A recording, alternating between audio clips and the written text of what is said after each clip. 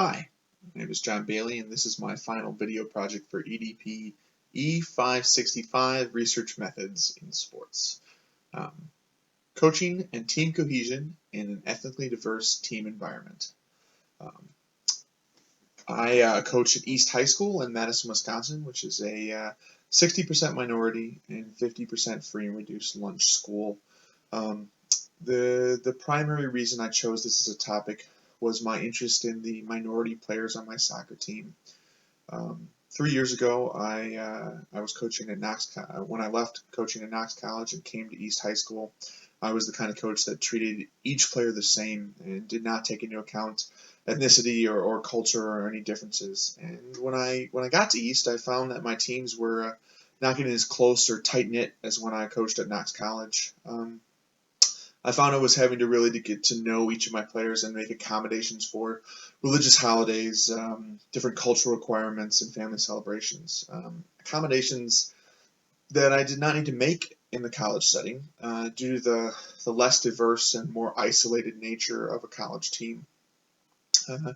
During my second year at East High School, after consulting with some of my other coaches, I found that I had a team that was much closer and had a much true unity and cohesion to them. This led me kind of to the general area of my research project. It originally grew out of an interest in English as a second language students. I had 10 English as a second language students on my boys team this year, two of which had little to no English skills at all. And what I found as I researched English as a second language in sport was that the challenges were actually cultural, and language was only part of that larger challenge. These challenges of integrating an ethnically diverse group are many. Different cultures, practices, and perceptions all coinciding in one place can lead to tensions and challenges working together. And in sports, of course, this presents a unique challenge with the very nature of team sports riding on working together and relying on the people around you. I realize that coaches face the challenge of integrating and combining a vast range of talents, ethnicities, and cultures every day. The major breakthrough for my research came when I found an article by Sean Agregard and Jan Sorensen in the International Journey of Sports Policy. The study was a local field study in which they interviewed 10 talented football players with ethnic minority backgrounds and 8 coaches and club leaders from 6 different Danish football clubs. The analysis showed that coaches employed a strategy of integration towards the ethnic minority players' different preferences for food and clothing. However, in the daily practice of football, the clubs had an implicit strategy of assimilation. The coaches attempted to treat everyone the same, no matter the ethnicity and background of the players. They attempted to enforce an imagined sameness on the teams. And the result was that players left more talented and more competitive soccer clubs to play at clubs that better accommodated their individual needs and acknowledged their individual cultural backgrounds.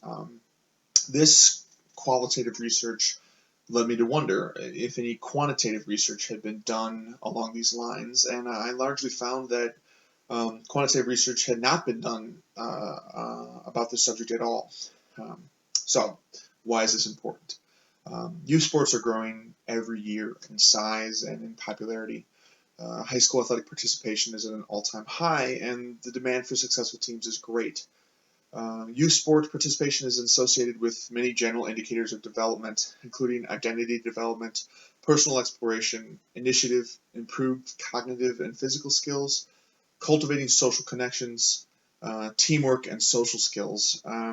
These positive developments are an important part of youth sports and benefit all participants for as long as they can participate. So, how best to take this idea into qualitative research? Using a linear regression model, I will use the Youth Cohesion Questionnaire developed by Eyes, Longheed, Bray, and Cannon in 2009 as well as a survey that I've developed to gather data from an athlete population of 3 different high schools: Madison East, Madison La Follette, and Madison West. These 3 high schools were selected because they are all of a similar size, but have some major differences between them in ethnic minorities, socioeconomic diversity, and sports success. Madison East and Madison La Follette have ethnically diverse population and a socioeconomic diverse population, whereas Madison West is not as diverse in either category. Madison West, however, is very successful athletically across the board in all sports, and whereas Madison East is moderately successful each sport. Each year it's different, and Madison La Follette is almost completely unsuccessful. They struggle to get enough athletes to field teams, and they don't compete for conference titles. I'm going to analyze the dependent variable of team cohesion with the independent variables of coaching, team composition, win-loss record, and number of years of participation. These are the other factors that I feel could most heavily affect the team cohesion score, and I want to know if they are as or more significant than the coaching style of the coach. Participants will consist of a total of 500 adolescent athletes from these 3 Madison, Wisconsin area high schools, ranging from ages 13 to 18. Participants will first be identified as athletes through the athletic department database, and in order to give a more accurate picture of coaching style, we will eliminate participants who have yet to complete at least 1 full season of athletic participation. This will help limit outliers and students who have barely spent any time with coaches. The remaining subjects will be added to a random number generator and identified only by their student identification number and selected therein. Each player will be asked about the coach that they most frequently interact with on a day-to-day basis or a sport-to-sport basis. The procedure. After students are randomly selected from the athletes at East High School, La Follette High School, and West High School, with the permission of the school as well as the athletic department, students will be asked to take part in the study digitally. Research will take place in the computer lab provided by the school, and data will be directly emailed to the researchers when it's finished. Parents will be given notice ahead of time and given a choice to opt out their child. Measures. Coaching style. Athletes will be surveyed on the coaching style their coach displays in relation to different ethnic and cultural backgrounds of themselves and their observations of other player-coach relationships. This survey will consist of 10 questions and will assess coach sensitivity to cultural differences, level of acknowledgement of differences, and approaches to dealing with differences between players' cultural backgrounds. These factors will help rate and identify the individualized nature and approach of a coach. Team cohesion. The Youth Cohesion Questionnaire will be used to assess team cohesiveness in each high school. This survey will consist of 18 questions and assess how well they feel their team performed along 5 guidelines: goal setting, communication, trust, mutual accountability, and recognition. The other variables. Participants will be asked to address the other variables that must be controlled for, such as win-loss record, team composition, and the years of participation. This will be assessed in a demographic informational packet at the end of the surveys. Data analysis.